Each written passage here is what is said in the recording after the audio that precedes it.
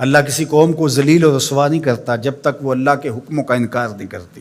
قومیں رسوا اور ذلیل تب ہوتی ہیں جب اللہ کے حکام سے رخ پھیریں اور اعراض کریں، پھر قوموں کو پیس کے رکھ دیا جاتا ہے۔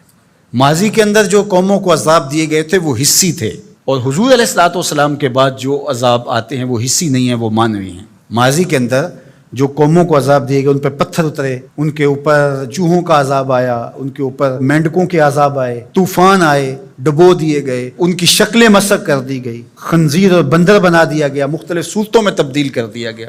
لیکن اس امت میں ایسا نہیں ہوگا، مسخ حقیقی نہیں ہوگا، مانوی مسخ ہوگا۔ مطلب کیا کہ حقیقی مسخ تو یہ ہے چہرے بدل جائیں، مانوی مسخ ہے چہرے نہ بدل جائیں، سوچ غلط ہو جائے۔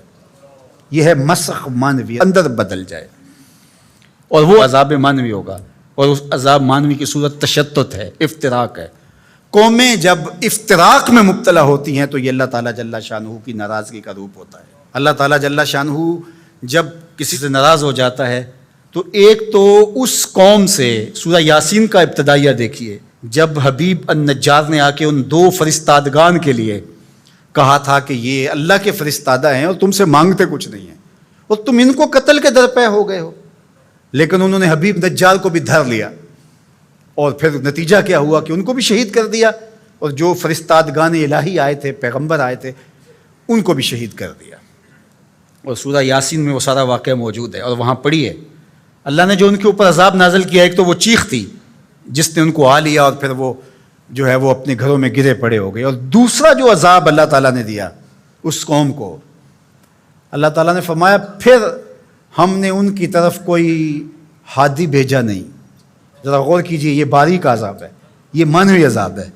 انہوں نے میرے فرستادگان کی قدر نہیں کی تو پھر میں نے سزا کیا دی کہ پھر ان کی طرف میں نے کوئی ہادی نہیں بھیجا، رہنما نہیں بھیجا جو ان کی رہنمائی کر سکے، ان کو بلائے، ان کو پھر اندھیروں میں بھٹکنے کے لیے چھوڑ دیا۔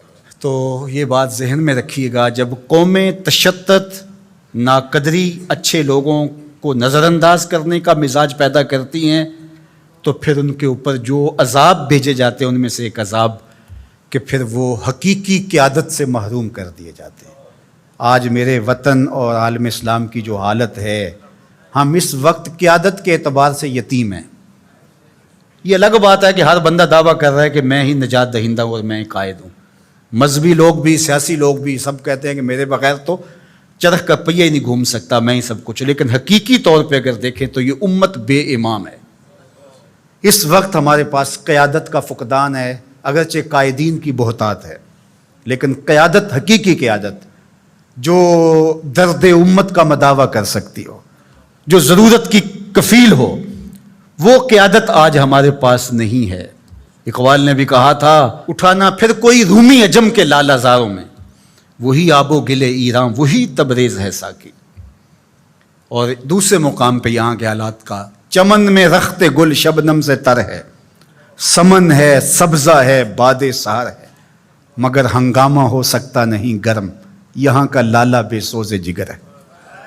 یہ سزائیں ہوتی ہیں قوموں کو کہ ان کے اندر پھر حقیقی قیادت کو اٹھا لیا جاتا ہے، پھر قوم بھٹکنے کے لیے چھوڑ جاتے ہیں، پھر مختلف جتھوں کے ہتھے چڑھ جاتی ہے۔ اور آج جو ہے ہمارے ساتھ ہو رہا ہے وہ کسی سے مخفی نہیں ہے۔